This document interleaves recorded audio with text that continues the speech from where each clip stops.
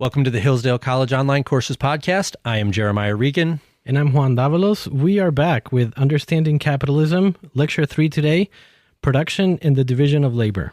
And Dr. Steele talks about the division of labor and how it's efficient and helps us live a good life. Both as a producer, we get to do the thing we want, and as a consumer, we get lots of choices because people are able to make things efficiently. Producers are able to make things efficiently. And it turns out this is a very old idea that people have understood for a long time. Socrates in Plato's Republic talks about the division of labor being necessary because men are in need of many things, and not everybody can make all the things that human beings need. And division of labor is one of the things that has allowed industry in the United States to grow to be one of the leading, well, at least it was until recently, one of the leading places, one of the leading markers of economic growth for the country. We've grown from the days of Socrates and Plato with the help of scholars like Adam Smith to figure out the most efficient way to make goods and services that allow people to have the basic necessities and even the luxuries that they need. I mean, take, for example, the headphones and the microphone we're using to record this podcast, or the headphones or speakers or iPads or tablets that people are using to listen to it. This allows the dissemination of knowledge, and it really becomes a question of individual virtue. We have the things that we need in great abundance, thanks to innovations like the division of labor. And then there becomes a question of how well are we going to use them? If you're enjoying the podcast, I encourage you to subscribe or follow, depending on what software you're using. That way, every time there's a new episode, you'll get it downloaded immediately on your phone. Now let's turn to Understanding Capitalism, Lecture 3, Production and the Division of Labor.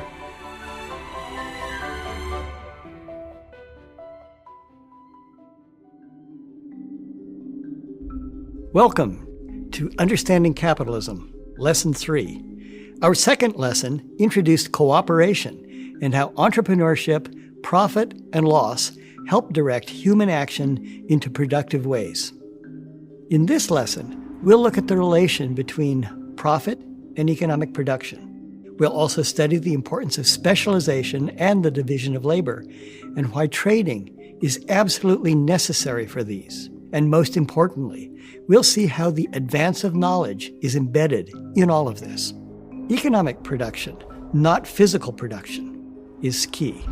Economic value is subjective. It's the suitability of a good to satisfy human needs. Value is in the eye of the beholder. Our purposes impart value to the good. It's nothing that is intrinsic. Value is how we regard it. Production is the creation of value. It is making value, not making things. Physically making something, altering matter, might be productive of value, or it might be destructive of value. Here's an example. Suppose that I hire workers.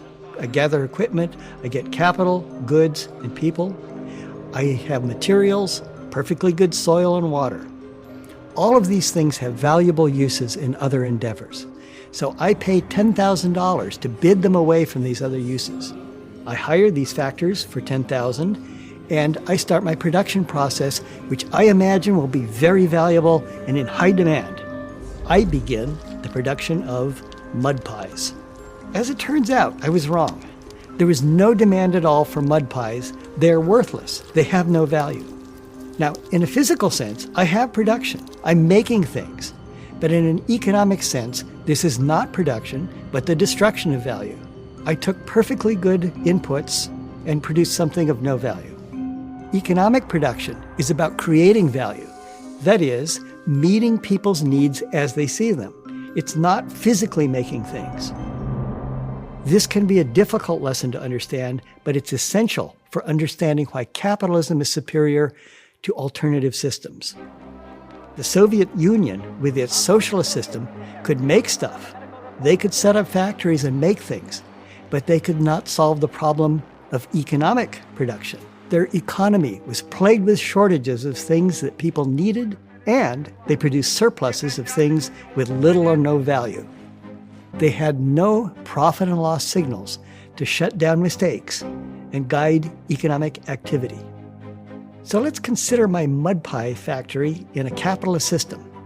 There's no demand for my product, and I take losses. One possibility is that I shut down and stop wasting capital, labor, and materials on making these things that have no value. But there is another possibility. Suppose I suddenly realize that with the same capital, labor, and materials, I could slightly alter my production process and make a different good, adobe brick. And it turns out there is substantial demand for this product. It satisfies people's needs, and they're willing to pay for it, unlike my mud pies. Now my process is economically productive. I'm taking the same factors of production and making something that is worth more than what I started with. I'm now creating value for others, and I earn profit. Production, in this sense, means producing value, not mere stuff.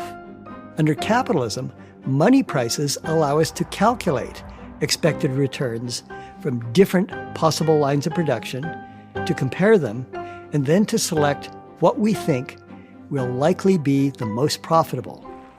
After we undertake a project, the realized profits and losses allow us to evaluate how successful we were and to adjust our plans and behavior accordingly. So let's look more deeply into how capitalism generates such dynamic results, and particularly into the division of labor and specialization. We will see that one of the most important features of capitalism is how it fosters learning and the advance of knowledge. You and everybody else on Earth have some things in common. You want to stay alive. To stay alive, you have to have food. You have to have some shelter against the elements. You want to be as comfortable as you can. So let's start with this common problem and see what it takes. Try to imagine a truly self-sufficient person, dependent upon no one else for anything. Such a person would be, effectively, a wild animal. True self-sufficiency is impossible. Man, as a social animal, always divides his roles, and he has division of labor. This is true even for a simple band of hunter-gatherers. But in a modern economy, there is a high degree of specialization, and it is the source of remarkable increases in productivity. Why? Well, first, there are natural talents and abilities. We all differ. This is perhaps obvious. We differ in our aptitudes. Secondly, it permits economies of scale. We'll discuss this in the next lesson. And third, it permits learning and the development of very particular knowledge and skills. Consider the following occupations: mechanic, surgeon, financial analyst, welder, plumber, attorney, and police officer. Each one has learned very specialized skills and knowledge, things that are not easily transferred to the other fields. Each one of them provides very particular services, not conceivable in a world of people attempting self-sufficiency. None of these is self-sufficient in a sense of providing directly for his or her own needs. But each one is productive well beyond what a self-sufficient subsistence farmer could be. They can be successful because they specialize in something at which they have advantage relative to others, whether because of specialized learning or perhaps innate ability as well. But in all of these occupations we just listed, very specialized training and education is required. And by relative advantage, we mean they can do the thing or provide the service at lower cost than can others. Each one is more productive by specializing than they would be by trying to be self-sufficient and meet all their needs. But obviously, they cannot directly satisfy their own needs. None of those produces food, clothing, or shelter, for example. Therefore, in order to specialize, individuals must be able to trade the services that they provide for other things. Now, we've seen that voluntary exchange produces mutual gains and that voluntary trade, profit and loss, direct activity into more productive lines. Now we see that it enables great increases in productivity by specialized learning that would be impractical in a world of near self-sufficiency and little trade.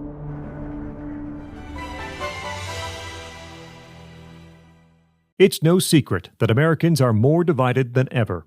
And it's not just over what policies will improve our great country. No, it's over whether America is great at all, whether America deserves our love. That's why Imprimis is so important.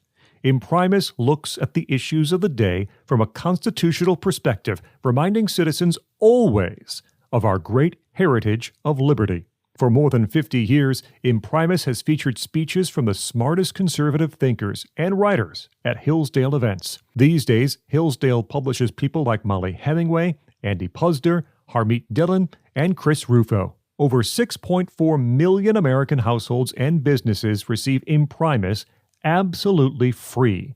And I urge you to sign up for it today at no charge. To get your free lifetime subscription, go to hillsdale.edu/lifetime right now.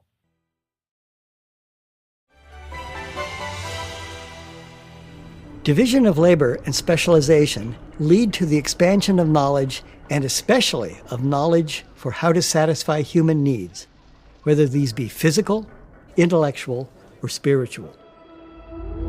The famous economist Karl Menger pointed out that increasing division of labor is fundamental to economic growth. But it is not simply dividing given tasks more finely. Rather, it is finding new uses for human effort, new knowledge of how to meet human needs, to care for ourselves and others, and new skills, tasks, and work. We also develop new materials, new processes, new resources. And these new ideas and lines of activity face the test of profit and loss to see whether they are truly productive. We often call this technology, but it is more than technical knowledge. It requires understanding markets and people's needs and values. Sure, it is in part technical or scientific knowledge from fields such as engineering, physics, medicine, biology, chemistry, but it also consists in imagining new potential spheres, such as activities in outer space, cyberspace, or nanospace. It also involves knowledge of markets and needs and demands, how new ideas are likely to be a source of net value, or how they might be organized to generate more value than they cost. It's not simply engineering. The knowledge required includes things like forecasting likely demands, people's needs and wants in the future, things that we think of as being business forecasting. All production is for future use, and understanding what people will want in the future is crucial. This includes specific demands that might arise in a particular time and place, marketing, or what factors of production and alternative projects might meet these demands and at what cost. All of these things are what the economist Friedrich Hayek termed local knowledge. A major part of the art of entrepreneurship is discernment of this local knowledge, and profit and loss is the test of whether the entrepreneur's knowledge and expectations are correct. There's a third sort of knowledge that is of vital importance, and that's the knowledge of organization. The organization and operation of a commercial enterprise is often missed by people not directly involved in managing a business, but it is essential for effective and economical production. This kind of knowledge covers things like the following: the size of the firm. What is the most effective size or scale of the firm? A large organization might have lower costs by operating at a large scale, but coordinating and monitoring a large organization is costly, and those costs increase with size. So what is more effective? A small, nimble, easily managed firm, or a large organization? For different technologies, different products, and different markets, the answer will differ. What about the scope of a firm? Which activities related to its business should it undertake, and for which should it turn to other suppliers? For example, should an automobile manufacturer make the bodies for its cars, or should it buy them from a specialty firm? Or what about car batteries? Make them or buy them from others? Are those two different questions? Other kinds of organizational knowledge include how to recruit and train qualified workers and how to incentivize them. Options might include hiring independent contractors or hiring them as employees. What is more effective to incentivize work? Hourly pay, piecework, monthly salary, a share basis, commission? The answer to which is most effective at creating net value will vary according to on-the-ground circumstances. So, for example, how to organize teams and ensure smooth functioning. Knowledge of these kinds is essential. Under a capitalist system, entrepreneurs and managers can experiment with methods and innovate. Cost accounting and the effects of profit and loss will incentivize, inform, and reward the most effective systems. In a capitalist economy, the tendency will be to discover and adopt the most effective methods of organization. As the economist Stephen Chung observes, suppose someone thinks that a Soviet-style collective farm is the most effective system of organization. Well, under capitalism, he is free to establish one. And if he's right, it will thrive. Nothing about the capitalist system precludes this.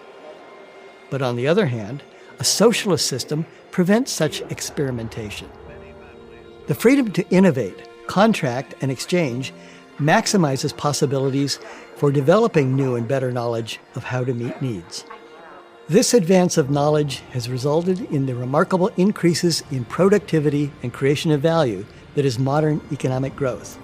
The dynamism of capitalism has changed civilization, and for the better.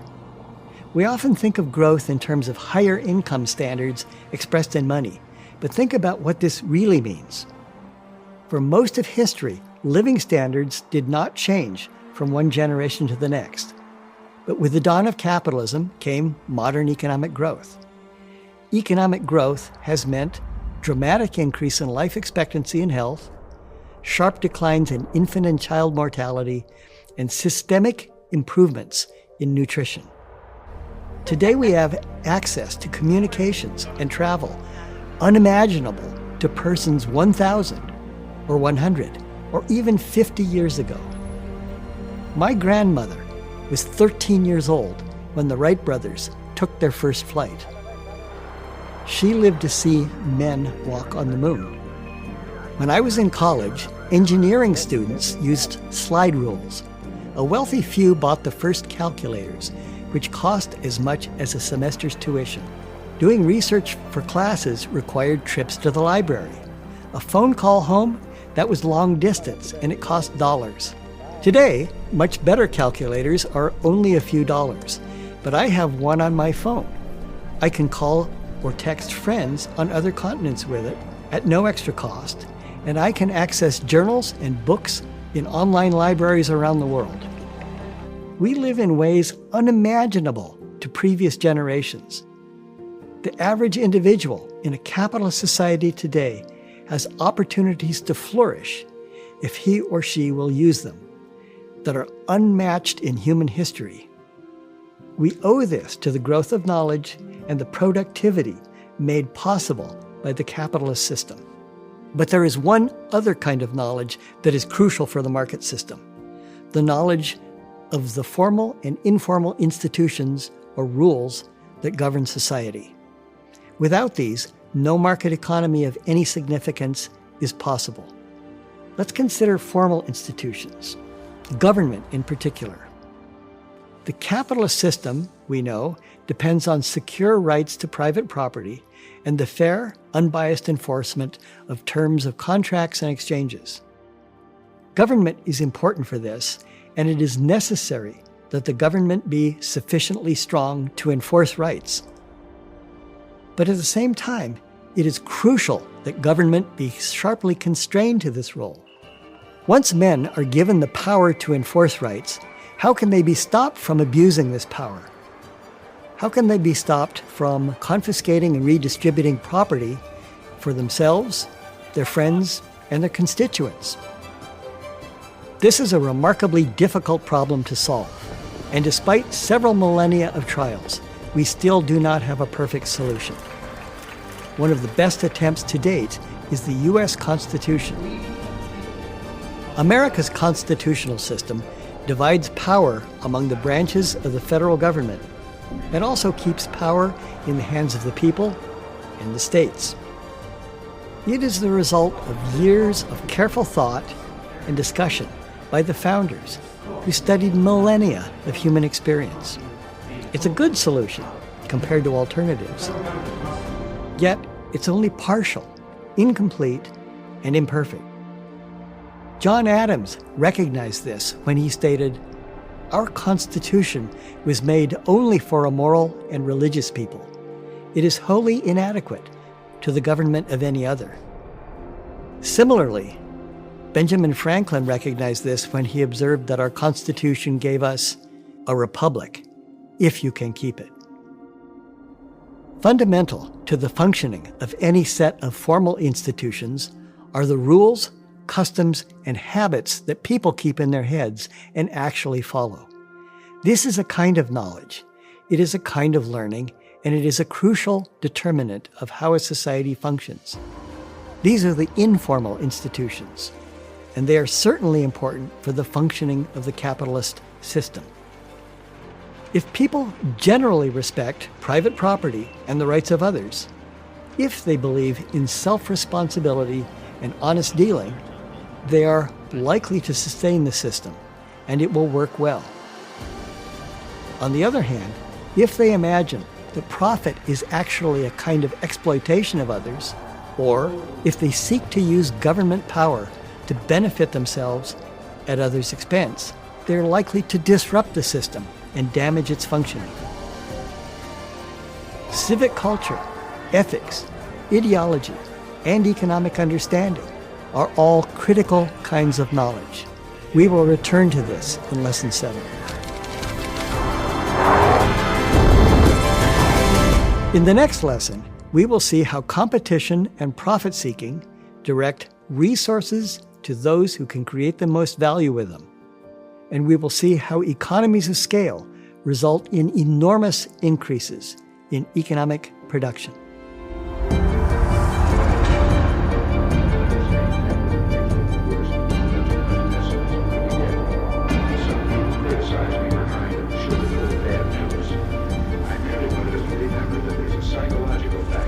Thank you for listening to this episode of the Hillsdale College Online Courses Podcast. If you want to continue learning, please visit hillsdale.edu/course. There, you will find over 40 free online courses including Ancient Christianity, the Genesis story, classic children's literature, and many more. The courses include additional readings, study guides, fully produced videos, and you can chat with your fellow students on a dedicated forum. Upon completing a course, you will also get a certificate. All our courses are free because we believe that what you'll learn will enrich your life and that a virtuous citizen is the best defense for liberty. So pursue the education necessary for freedom and happiness at hillsdale.edu/course today. That's hillsdale.edu/course. Thanks for listening.